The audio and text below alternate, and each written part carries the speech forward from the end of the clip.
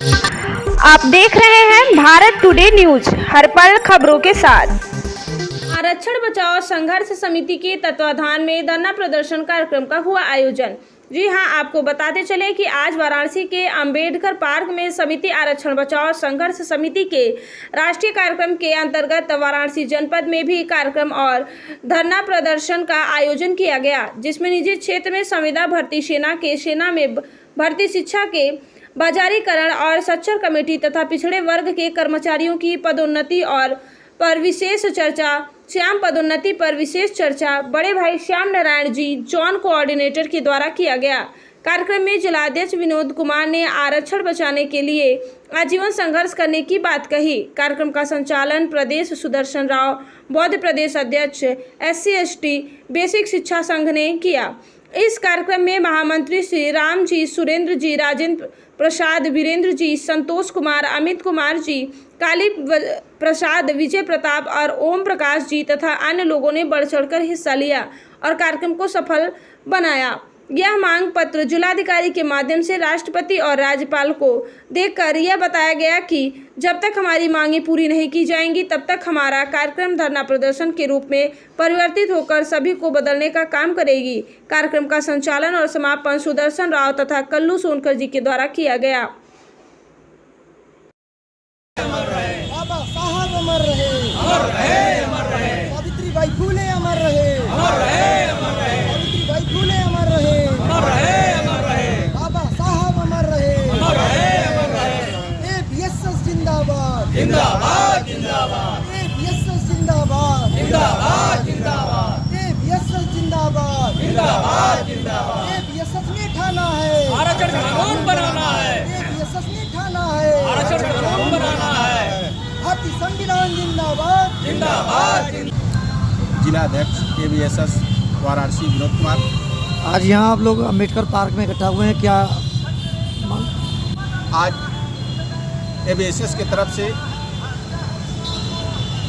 Promotion में आरक्षण तथा हमारी जो स्पेशल कंपोनेंट की योजना है, जिसके तहत सरकारी सेवा न करने वाले लोगों के लिए आर्थिक एवं सामाजिक रूप से पिछड़े लोगों के लिए उत्थान के लिए व्यवस्था थी, सरकार उसे धीरे धीरे कम कर रही है। मैं सरकार से पुरजोर मांग करता हूं कि हमारी जो कंपोनेंट व्यवस्था को आर्थिक क्षति पहुंचाए हैं उसको बहाल करके आर्थिक और सामाजिक रूप से कमज़ोर वर्ग को SC/ST OBC को मुख्य धारा में डालने के लागू किए करे, यही हमारी पुरजोर मांग सरकार से है। अगर सरकार आपकी मांग पूरी नहीं करती है तो उसमें नई रणनीति क्या होगी आपकी? अगर सरकार हमारी मांगें पूरी नहीं करती है तो हम जन आंदोलन करेंगे और नियम संगत के अनुसार मैं धरना प्रदर्शन कर अपनी मांग को मनाने के लिए मजबूर करूंगा। अगर इसके बाद भी सरकार नहीं मानती है तो मैं समय आने पर सरकार बदलने का प्रयास करूंगा।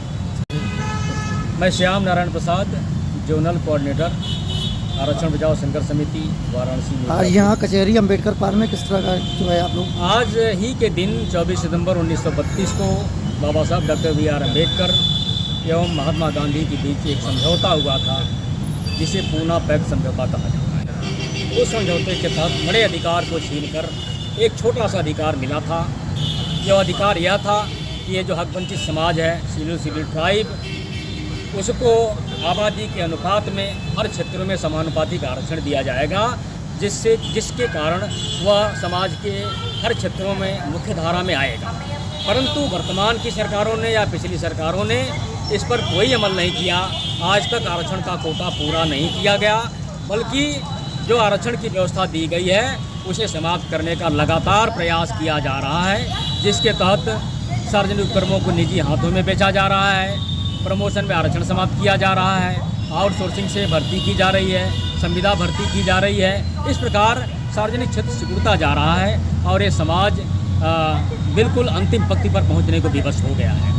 क्या मांग है आपकी सरकार? हमारी यह मांग है कि जो संवैधानिक व्यवस्था के तहत मुझे आरक्षण जो दिया गया है, उस आरक्षण को हर क्षेत्र में पूरा किया जाए, चाहे वो सेना हो, चाहे हायर जुडिशरी हो, चाहे केंद्र के तमाम उपक्रम हो, चाहे प्रदेश के हों, सभी जगह हमें समानुपातिक भागीदारी दिया जाए।